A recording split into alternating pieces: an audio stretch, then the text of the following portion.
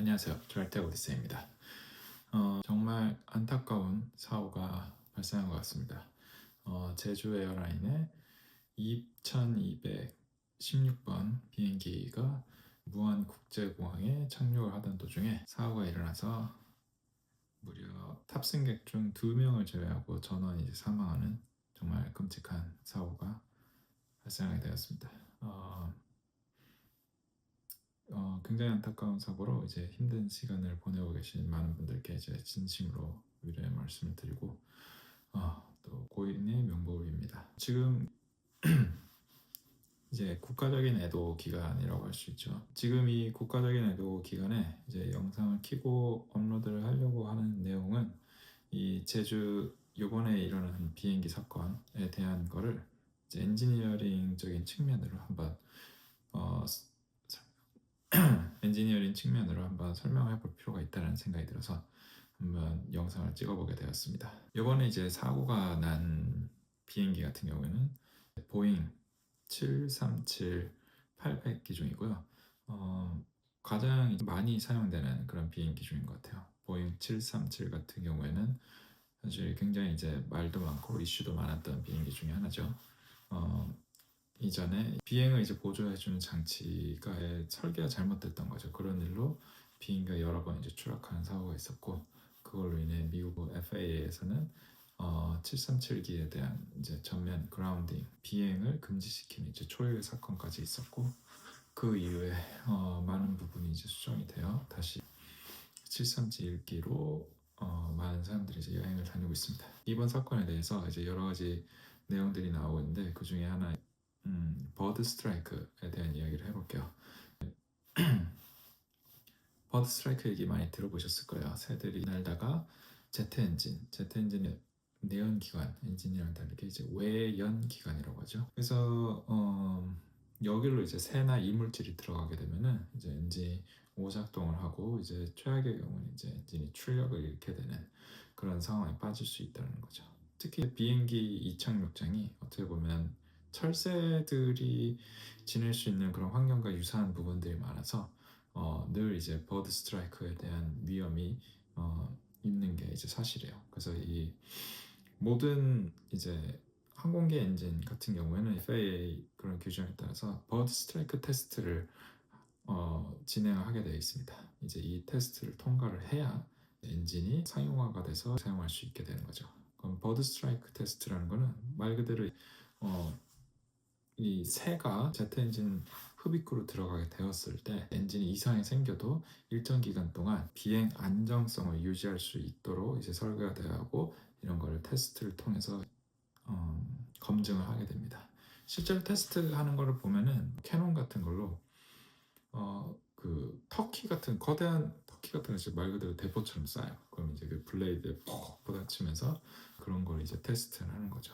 결과적으로는 그렇게 테스트 후에도 엔진이 일정 기간 동안 이제 정상적으로 작동을 할 수 있어야 하고, 그러니까 보잉 737에 들어간 엔진 자체는 기본적으로 이제 설계나 그런 것들이 버드 스트라이크를 당했을 때도 일정 구간 동안 엔진이 정상적으로 작동할 수 있게 그런 것들이 다 고려가 된 엔진이라는 거죠. 새가 들어간다고 해서 이제 바로 터지는 것도 아니고, 그럼 실제로 이제 새 한두 마리 들어가는 그런 것들은 생각보다 자주 있는 일인 것 같아요. 근데 뭐 한 마리가 들어간다고 해서 엔진이 페일러가 되는 건 아니고 뭐 별 문제 없이 이제 갈 수 있죠. 근데 뭐 예를 들어서 엄청나게 큰 새, 한 뭐 터키보다 더 큰 새들이 여러 마리가 이렇게 동시다발적으로 터빈에 들어가게 돼버린다면 사실 엔진이 오작동, 최악의 경우에는 이제 멈춤까지도 갈 수 있게 됩니다. 그런 사례가 이제 실제로 있었는데 그게 바로 2009년도에 있었던 US 에어웨이의 1549번 편의 사고, 이제 허드슨강 불시착이라고 하죠. 그것도 이제 2009년도에 그 굉장히 큰 새요. 기러기가 엔진으로 이제 여러 마리가 이제 들어가면서 엔진이 좌우가 다 나갔고, 그렇게 되면서 비행기가 출력을 잃은 상태로 이제 비상 착륙을 하게 되는데, 뉴욕인 허드슨 강에 착륙하면서 모두가 극적으로 이제 살아났었던 그런 허드슨 강의 기적이라고 얘기하는 그런 불시착 사고였죠. 그것도 이제 버드 스트라이크가 이제 원인이었었고요. 보면은 그 영화로도 만들어져 있었어요. 굉장히 이제 재밌는 영화고 꼭 이제 보기를 한번 기회가 되시면 꼭 한번 시청해 보세요. 정말 재밌는 영화고. 어, 문제는 이때 이제 버드 스트라이크를 당해서 엔진이 다 페일리어 했음에도 불구하고 또 근본적으로 비행기 자체는 하이드록 시스템이 다 작동이 됐기 때문에 허드슨 강에 이렇게 굉장히 이제 잘 비상 착륙을 해가지고서는 그렇게 모든 승객을 무사하게 이제 구했었던 멋진 내용이었죠. 그러니까 엔진이 버드 스트라이크를 당한다고 해가지고서는 비행기가 이제 바로 꼬꾸라지는 게 아니고 유압 시스템이 바로 없어지는 것도 아닙니다. 보잉 737의 유압 시스템, 하이드로릭 시스템 자체를 이제 보게 되면 A 시스템, B 시스템 이렇게 있고 그리고 스탠바이 시스템 이렇게 총 3중으로 되어 있다고 해요. 그래서 A 시스템이 이제 메인 시스템이고 유압 펌프가 그 제트 엔진이랑 연결이 되어 있는 거죠. 그래서 그게 이제 계속 돌면서 유압 라인에 압력을 이제 공급해주는 그런 역할을 하게 됩니다. 그러다 그 A 펌프가 만약에 망가지게 되면은 B 펌프가 이제 작동을 하면서 다시 유압을 공급해줄 수 있고 이 A, B 그리고 이제 스탠바이 시스템이 다 독립적인 시스템이에요. 그래서 만약에 엔진이 한쪽이 파괴가 돼가지고서는 A 시스템, 메인 하이드로릭 펌프가 망가진다 해도 다른 한쪽에 있는 B 시스템이 작동을 하면서 하이드로릭 시스템에 정상적인 이제 유압을 공급을 해서 비행기가 조정이 가능하도록 그런 플랩 같은 것들이 작동될 수 있게 그렇게 돼 있다는 거죠. 그럼에도 불구하고 이렇게 완전 두 개 엔진이 동시에 터지는 그런 경우도 있을 것 같아요. 그런 일도 있을 수 있기 때문에 그렇게 됐을 때를 대비해서 스탠바이 시스템, 보잉 737 같은 경우에 이제 스탠바이 시스템이 있게 됩니다. 이거를 제가 알고 있는 이유 중에 하나가 여기 이제 스탠바이 시스템이 파나소닉 배터리가 제가 들어가는 걸 알고 있는데 이걸 한번 리콜을 한 적이 있었거든요. 이쪽에 이제 배터리 제가 알기로는 배터리 화재 위험 그런 게 있었던 것 같아요. 그러니까 이 하이드로 펌프, 미케니컬 펌프, 엔진으로 작동되는 미케니컬 펌프가 다 작동이 안 된다고 치면은 배터리로 오퍼레이트 되는 그 전기 펌프로 유압을 공급할 수 있게 시스템이 돼 있다는 거죠. 3중 시스템이 돼 있다는 거예요. 근데 이 지금 제주 에어라인 2216번 편 사고 같은 거를 보게 되면은 랜딩 기어가 이제 안 나온 상태로 동체 착륙을 하는 장면을 볼 수 있어요. 그리고 보면은 비행기의 그런 플립 같은 거, 에어 브레이크를 할 수 있는 그런 플랩들이 작동이 전혀 안 돼 있는 상태. 그러니까 약간 하이드로릭 시스템이 작동이 안 하는 건가 하고 의심이 되는 그런 장면들이 이제 많이 보이죠. 그리고 어떤 이유인지는 모르겠지만 이 비행기가 일단 그 랜딩 기어를 전개를 하지 못했다는 거죠. 그 상태로 비상 착륙을 했다는 거고. 그러면 이 예를 들어서 지금 이런 가정도 해볼 수는 있을 것 같아요. 엔진 두 대가 전부 페일을 하고 그리고 심지어는 전기로 작동되는 일렉트로니컬 펌프까지 작동을 완전히 이뤄가지고서는 하이드로릭 시스템이 3중으로 되어 있는 하이드로릭 시스템, 유압 시스템이 완전히 죽었다. 그 상태가 돼서 랜딩 기어가 작동이 안 됐다라는 것도 가정할 수 있겠지만 그럴 때를 대비를 해서 또 비행기가 설계가 되어 있습니다. 특히 737 같은 경우에는 미케니컬 이제 기계적으로 랜딩 기어를 이렇게 펼 수 있는 그런 장치가 되어 있어요. 기계적으로 랜딩 기어를 비상 작동할 수 있는 시스템이 있거든요. 어떻게 작동하냐면은 이 도어 자체가 랜딩 기어를 수납하고 있는 도어 자체를 기계적으로 열어 제끼는 거예요. 그러면 이 도어가 락킹이 해제가 되면서 이제 탁 열리게 돼요. 열리게 되면은 이 랜딩 기어라는 걸 보시면 정말 거대한 타이어가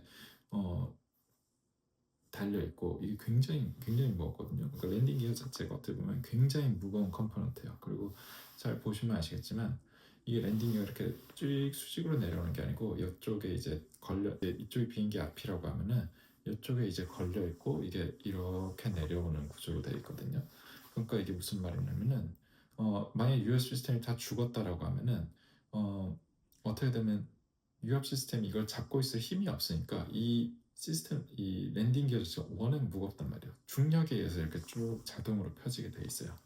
그러니까 완전 유압 시스템이 없어진 상태에서 진짜 비상으로 이제 이 랜딩 기어를 펴야 하는 경우에는 이 레츠를 여는 비상 레버를 이제 작동하게 되면은 이 도어가 열리게 되면서 랜딩 기어가 중력 이 무게에 의해서 자동적으로 이제 내려오게 돼 있다는 거죠. 심지어는 이제 무게로 이제 못 내려올 경우도 있기 때문에 그럴 때를 대비해서 이쪽에 또 스프링이 달려 있더라고요. 스프링이 이렇게 더 펴지는 걸 도와줄 수 있게 그런 식으로 설계가 돼 있더라고 해요. 보잉 737 같은 경우에는.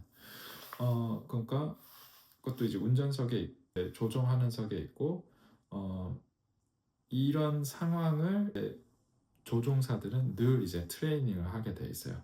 그래서 트레이닝을 하고 비상시에 모든 게 다 작동 안 되면은 바로 이 렛치를 당겨서 그 문을 열고 랜딩 기어를 끊을 수 있도록 그렇게 이제 훈련을 받고 있는데 어떤 이유였는지 이것도 작동을 못했다는 거죠. 그 비상 랜딩 기어가 작동이 못하는 조건도 이제 있긴 있어요. 그러니까 예를 들면은 그 중에 하나가 이제 비행기의 이제 착륙 속도인데 랜딩하는 속도가 너무 빠르면은 이 공기 저항 때문에 이 기어가 내려올 수 없을 수 있다는 거죠. 그래서 기종마다 조금씩 다르긴 한데 보잉 737-800 같은 경우에는 250노트라고 하네요. 그러면 이게 250노트가 어느 정도면 460km 정도 되는 속도예요. 굉장히 이제 빠른 속도인데 비행기가 이제 착륙할 때 이 속도보다 빠르면은 이 랜딩 기어 전개가 안 될 공기 저항에 있어서 전개가 안 될 수도 있다는 거죠. 그런데 영상에서 보게 되면은 그 정확하게 이제 착륙하는 그 지점에 영상에는 없지만 이 속도보다 이제 빨라서 만약에 그게 안 펴졌다라고 하면은 근데 보면은 이제 노즈 부분에 보면은 노즈의 메인 랜딩 기어 이제 랜딩 기어가 이제 뒤쪽에 있는 메인 랜딩 기어 그 노즈 랜딩 기어가 있는데 노즈 랜딩 기어 쪽도 이 아예 그게 안 열려 있단 말이에요. 그러니까 보니까 속도가 빨라서 이게 안 내려왔다기보다는 이 문 자체가 열리지가 않은 것 같아요. 어떤 이유에서든 이 미케니컬 렛치를 당겨가지고서는 문을 열려고 했는데 그게 어떤 이유인지 모르지만 열리지가 않았다라는 거죠. 그래서 아쉽게도 이 비상전개 시스템도 작동을 하지 않았다. 그런 굉장히 그런 걸로 지금 유추가 되고 있습니다. 지금 그 촬영된 영상 기준으로만 보게 되면요. 또 여러 가지 의문점이 드는 것 중에 하나가 그 활주로를 이렇게 동체 착륙을 하고 있는 영상에서 보면 한쪽 엔진은 리버스 트러스트로 작동이 돼 있어요. 그러니까 이제 그 뭐냐면은 비행기를 착륙을 할 때 이제 착륙 거리가 이제 중요한 순간 이제 리버스 트러스트에서 이제 엔진 그 트러스트를 반대쪽으로 쏴가지고 이제 착륙 거리를 짧게 해주는 그런 장치거든요. 보면은 그 장치가 한쪽은 이제 작동되고 있단 말이에요. 영상에서 보면은 근데 그거를 이제 작동을 시키려면 그건 유압으로만 작동을 해야 하는 거예요. 근데 그게 어떻게 된 이유인지 모르겠지만 한쪽은 이제 작동을 하고 있다는 거죠. 그걸로 봤을 때는 유압이 작동이 된 건지 아니면은 뭔가 엔진이 파괴될 때 무슨 일이 터져가지고 그 리버스 트러스트가 열려버린 건지는 모르겠지만 여러 가지로 의문점이 남는다. 왜 이것들이 작동이 안 했는지 그런 것들이 굉장히 많은 사람들이 궁금해하고 있는 것 같아요. 그리고 또 하나는 무안 공항에 있었던 그 로컬라이저에 대한 이야기가 많이 나오는 것 같아요. 로컬라이저는 보통 이 활주로 끝에, 그러니까 활주로의 시작점에 거기서부터 한 300에서 400m 정도 떨어지는 시점에 이제 설치되어 가지고서는 비행기가 착륙을 할 수 있도록 도와주는 그런 안테나랑 신호 처리 장치들이 장착이 되어 있는 그런 이제 시스템이에요. 그래서 착륙을 도와주는 아주 필수적인 장비고 그게 꼭 있어야 하는 건데 근데 무한 그 공항에 있었던 거는 이제 둔턱형의 이제 그런 로컬라이저가 이제 있었어요. 근데 둔턱형 이런 로컬라이저가 보통 일반적인 형태는 아니라고 하네요. 거의 대부분 이제 평지에 이렇게 영화 같은 데 보시면 이렇게 비행기가 착륙하는 데 장면 보시면 이렇게 막 불 반짝반짝하는 레이더들 보이잖아요. 참 활주로 맨 앞부분에 그것들이 이제 다 로컬라이저인데 이렇게 둔턱형으로 되어 있는 걸 보면서 지금 유튜브에서 나오는 많은 이제 항공 전문가들이 전 세계 이제 그런 항공 전문가들, 심지어는 이제 스카이 그런 방송 외국 매체 TV에서도 나와가지고 이제 얘기하는 내용을 인터뷰하는 내용들을 이제 다 들어보면은 어, 본 적이 없는 구조라고들 이제 많이 합니다.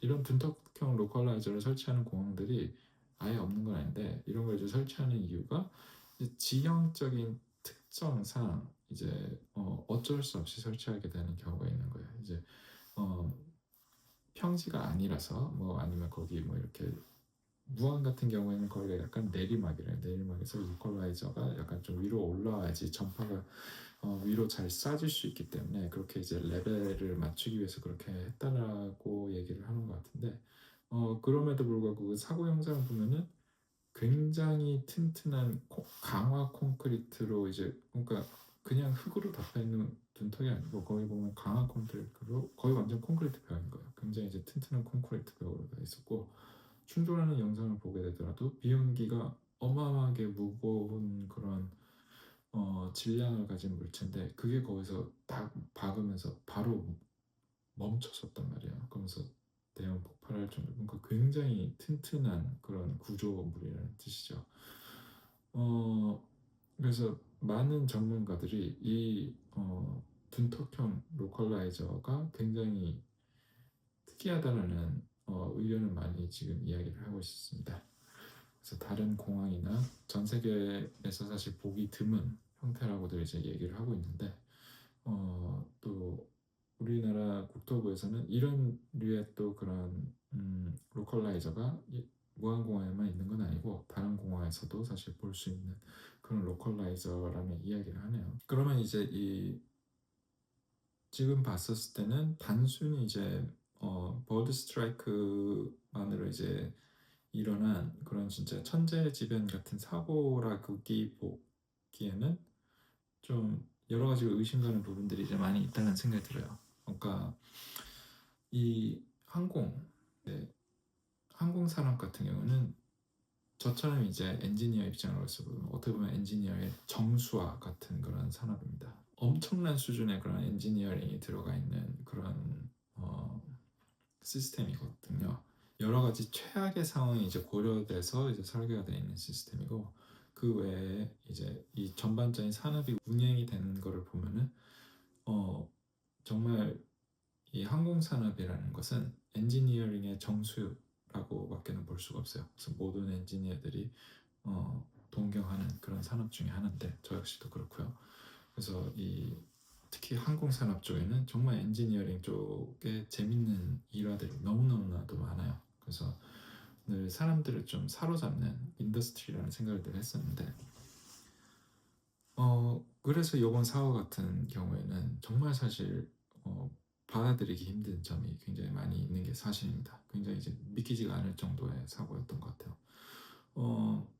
이 제주항공 같은 게 보면은 이게 이제 LCC라고 하죠. 로우 코스트 캐리어라고 해서 저가 항공사라고 부르는 거예요. 우리가 흔히 얘기하는 이제 Full Service Carrier FSC라는 비교했었을 때 여러 가지 서비스 등을 이제 제공하지 않음으로써 더 저렴한 운임을 제공할 수 있는 거죠. 그래서 이 항공 시장에 더 좋은 이제 경쟁 요소를 이제 불어넣을 수 있었고 그걸로 인해 소비자들 입장에서는 더 다양한 초이스가 생길 수 있었던 것 같아요. 그래서 그렇게 해서 굉장히 이제 폭발적인 성공을 얻었고 시장에서도 굉장히 많은 사랑을 받고 있는 서비스 중에 하나입니다.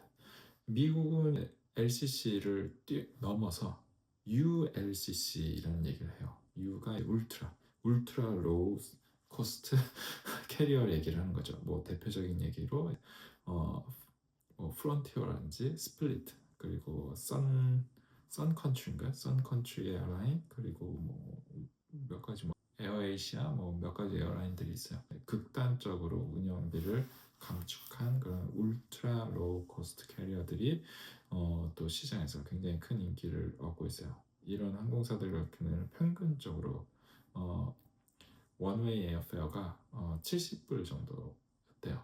이제 작년 기준으로 보면 그러니까 대단한 거죠. 근데 결국에는 이런 과도한 가격 경쟁이 과연 이런 항공법들을, 그러니까 비행기를 이제 메인터넌스 해야 하는 부분에서 어떻게 보면은 이걸 다 준수하고 있나, 그런 거에 대한 지금 의구심이 생길 수밖에 없는 위치에 갈 수밖에 없는 것 같아요. 그래서 과연 이 항공사들이 과연 요번 비행기 같은 게 잘 정비가 되었었던, 메인터넌스가 잘 되었던 비행기, 그런 부분들이 저는 정말 정말 철저하게 조사가 돼야 한다고 생각이 들어요. 이번 사건 같은 경우에는 정말 우리가 분명한 원인 균형과 철저한 조사가 반드시 필요하다는 생각이 듭니다. 그리고 그런 조사 과정이 하나하나 정말 클리어하게 모두에게 공개가 돼야 한다고 생각이 들고요. 또한 두 번 다시 이런 일이 일어나지 않도록 원인 규명과 재발 방지를 위한 대책이 분명히 마련이 돼야 한다고 생각합니다. 여기까지 이제 엔지니어의 시선으로 본 이번 제주 에어라인 2216번 편에 대한 사고에 대한 저의 짤막한 견해였고요. 고인의 명복을 빌며 이번 사건으로 힘든 시간을 보내고 계실 많은 분들에게 진심으로 위로의 말씀을 전해드립니다. 다음번에 또 다른 컨텐츠로 찾아오는 걸로 하겠습니다.